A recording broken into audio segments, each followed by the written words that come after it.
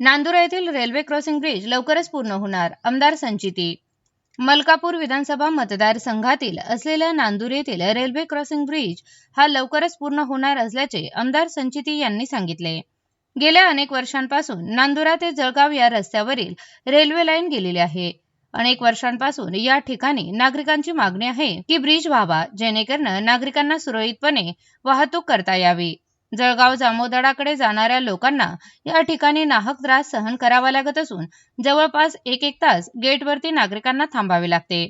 त्यामुळे नागरिकांची मागणी लक्षात घेता मलकापूर विधानसभा मतदारसंघाचे असलेले आमदार संचिती यांनी केंद्रीय मंत्री नितीन गडकरी यांच्याशी वेळोवेळी पाठपुरावा करून अखेर या ठिकाणी रेल्वे क्रॉसिंग ब्रिज मंजूर करून या ठिकाणचे ब्रिजचे कामही सुरू झाले आहे. त्यामुळे नागरिकांमध्ये आनंदाचे वातावरण निर्माण झाले असून लवकरात लवकर हा ब्रिज पूर्ण होईल अशी खात्री मलकापूर विधानसभा मतदारसंघाचे आमदार संचिती यांनी दिली आहे. मलकापूर मतदारसंघातील नांदुरा येथील रेल्वे क्रॉसिंगवर मोठ्या प्रमाणात पुलाच्या बांधकामाला सुरुवात झालेली आहे. या आरोबीच्या बांधकामासाठी रेल्वे प्रशासन आणि नॅशनल हायवे यांनी जवळपास 209 कोटी रुपयाचा प्रस्ताव हा मंजूर केलेला आहे. आणि आज नांदुरा येथे या बांधकामाला मोठ्या प्रमाणात सुरुवात झालेली आहे. रेल्वे क्रॉसिंगवरच्या या पुलाला आणि अंडरपासला तयार करण्याचा कालावधी हा जवळपास 18 महिन्याचा राहणार आहे. आणि यामुळे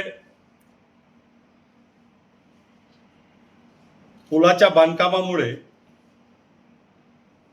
जी वाहतूक तासनतास थांबत होती, त्यामुळे रुग्ण,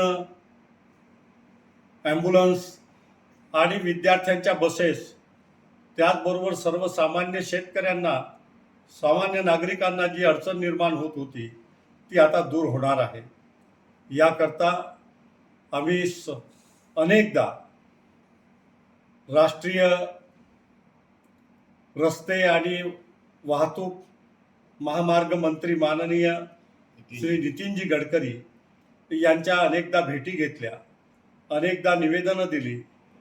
त्याचबरोबर रेल्वे मंत्री माननीय श्री अश्विनजी वैष्णव यांना सुद्धा निवेदनं दिली.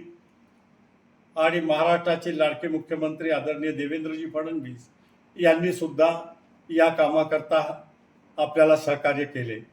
आणि यामुळे आज हे पुलाचं बांधकाम जे आपल्या मतदारसंघाच्या दृष्टीनं आणि जळगाव जामोद मतदारसंघाच्या दृष्टीनं फार महत्त्वाचं आहे. आणि ते काम आता होत आहे, हे आपल्या सर्वांसाठी आनंदाची गोष्ट आहे. म्हणून मी आपल्या देशाचे केंद्रीय रस्ते वाहतूक आणि राष्ट्रीय महामार्ग मंत्री आदरणीय नितीनजी गडकरी, देशाचे रेल्वे मंत्री आदरणीय अश्विनजी वैष्णव आणि महाराष्ट्राचे लाडके मुख्यमंत्री आदरणीय देवेंद्रजी फडणवीस यांना मनापासून धन्यवाद देतो आणि त्यांचे आभार मानतो की त्यांनी या महत्त्वपूर्ण कामाला एक प्रकारे पूर्ण करण्याकरता सहकार्य केले. धन्यवाद. जय हिंद, जय महाराष्ट्र.